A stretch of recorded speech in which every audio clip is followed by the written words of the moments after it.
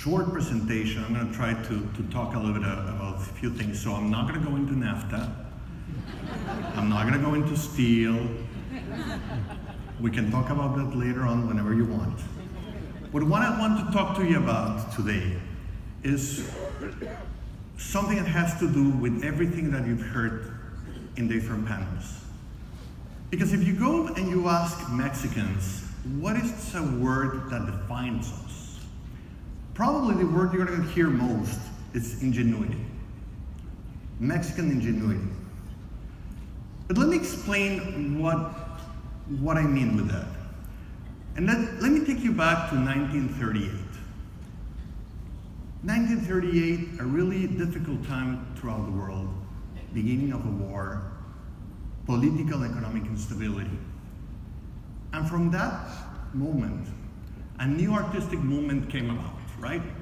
So the surrealist artists tried to explain the world, tried to see what was beneath this complicated part of the world by expressing themselves in a new way. André Breton, a Frenchman who was the father of surrealism, was a key person. But one thing you might not know is that actually Breton spent some time in Mexico.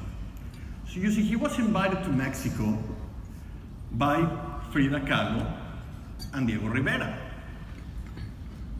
And while he was there, he loved Mexican workmanship, especially wood making.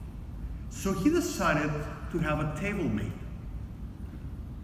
He made a simple drawing, with a typical perspective drawing, and sent it to a carpenter. To his surprise, when he got a table back, he got a table that had only 3 legs, 2 short and 1 long. Breton loved it and said, you know what? I think it's about time for me to go back to France because Mexico is surreal enough without me. And that's what explains a little bit of Mexican ingenuity. How do you fix the small and the big issues? Small issues like how to eat without a fork and a knife, or how to drink a beer where you should not. But also the big ones. From the pre-Hispanic times when the Mayans created the concept of mathematical zero, to the creation of color TV by Mr. González Camarena, or the anti-consumptive bill.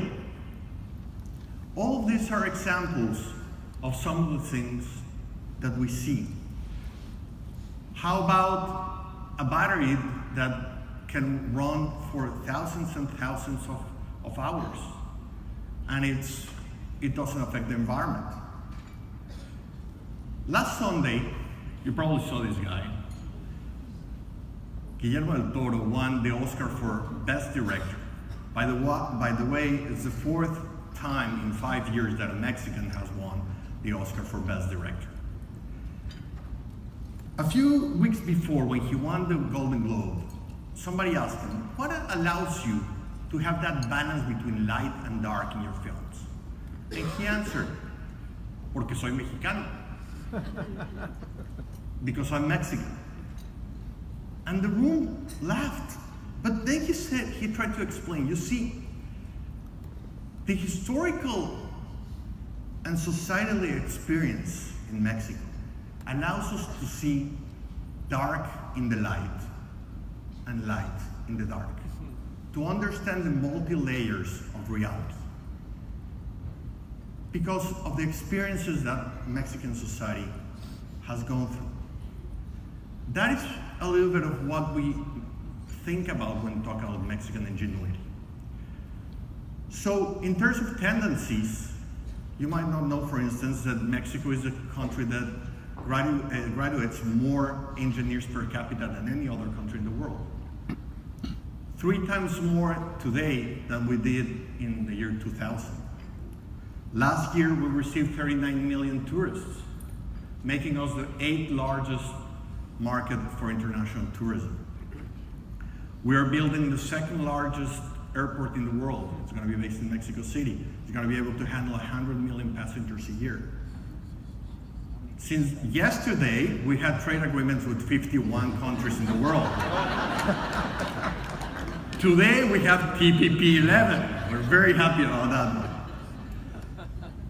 So in that sense, when you're thinking about how to work and maybe, how to find solutions to a problem you didn't know existed,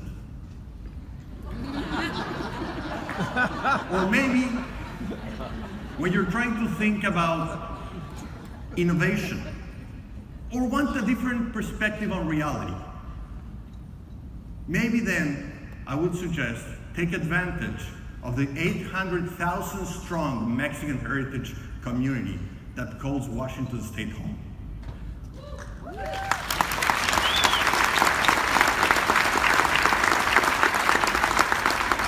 Maybe that's the time to think about how to work together.